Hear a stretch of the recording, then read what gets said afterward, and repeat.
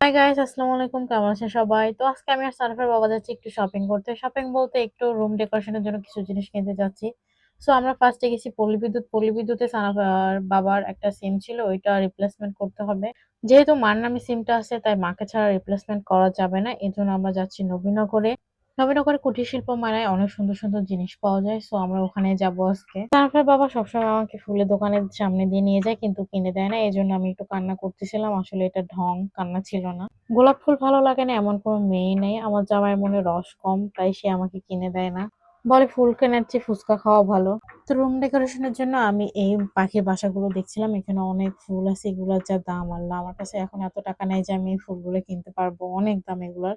ফুল আছে কিন্তু ফুলের গন্ধ নাই। সানাফের বাবাকে বলছিলাম গন্ধ ছাড়া ফুল টাকা দিয়ে কিনে নিয়ে বাসায় নিয়ে যাওয়ার কোনো প্রয়োজন নেই। আমাদের বাসার জন্য আমি ৩টা পাখির বাসা নিয়েছি। সাথে এক জোড়া ফুলও ছিল যেটা দিয়ে ৩টা পাখির বাসায় সাজানো যাবে। আর পাখির বাসার সাথে পাখির ২টা তো ফ্রি দিয়েই থাকে। এজন্য আমরা এটা নিয়ে আজকের মতো চলে যাচ্ছিলাম বাসায়। যাওয়ার পথে সানাফের বাবা এই স্টিকার গুলো দেখছিল।